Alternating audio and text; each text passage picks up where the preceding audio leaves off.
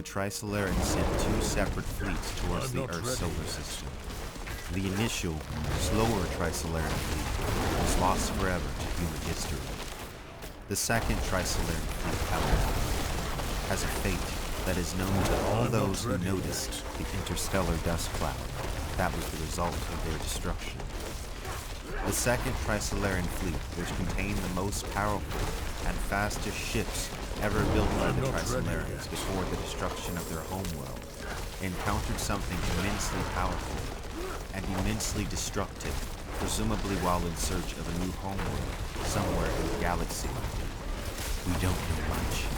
The first and second Trisolarian fleets never joined together. More than 60 years ago, there was a large-scale space battle near Taurus. It was brutal, and the resulting wreckage formed a new interstellar dust cloud. We know that one of the sides in the battle was the second Trisolarian fleet, but we don't know who they were fighting against. We also don't know how the battle ended. My guess is that the second Trisolarian fleet was annihilated. The Trisolarans were powerful, but probably not powerful enough to contend with whatever they faced out there. Up until this point in the series, we have seen multiple examples of Trisolaran technology and weaponry, none of which seemed powerful enough to create an interstellar dust cloud as the result of its destructive capability. It could potentially have been technology that they developed later on, but I think this is unlikely. The Trisolarans at this point seem to have not found a suitable homeworld. Technological development for them aboard the space fleet would have been limited compared to if they had a homeworld full of resources. So I think it stands to reason that if they didn't have such powerful technology before they turned away from Earth's solar system, then they wouldn't have had it by the time they encountered whatever destroyed them. Though I believe the second Trisolarian fleet was annihilated by a more powerful alien group, I do not think this was the end of the Trisolarian race. Though humanity never learns what became of the first Trisolarian fleet, it is implied that they went on to perhaps inhabit new worlds, and in the end left their mark upon the cosmos. At the end of Death's End, the Trisolarans, like humanity and many others, are called together to restore the stolen pieces of the universe and save the cosmos from ultimate destruction. This, of course, indicates that the first Trisolarian fleet, like the humans of blue space and gravity, bred civilizations that survived long-term in the cosmos. Conclusion. One thing that all those who master the cosmos seem to share is their ability and willingness to stay well hidden. The first step in long-term survival in the cosmos is to hide from all potential threats, meaning all outside civilizations. It seems that those who master the universe are also distinguished in two types: those who hide and cleanse, and those who simply hide. Those who hide and cleanse not only shielded themselves well from outsiders, but took the initiative to eliminate potential threats before they became a problem.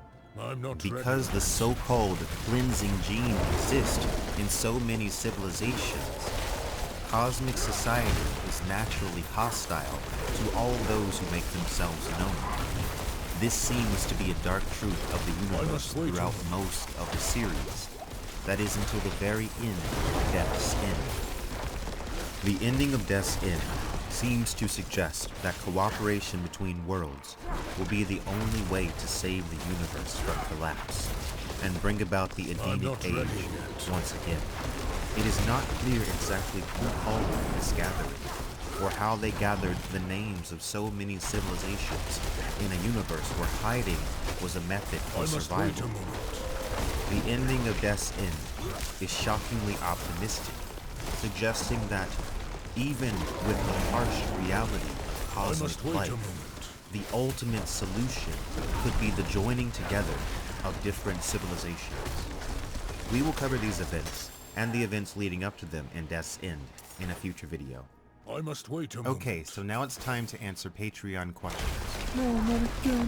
What are you talking about, Organism 9186? This is the first time we've done this, and we're gonna be doing it a lot more now that my Patreon has all new perks. Okay, so first question. Is the Tencent series only focused on the first book? As far as I can tell, it definitely is. I'm on episode 9 now and they're really taking their time. They've even added scenes and expanded minor characters and added whole new characters.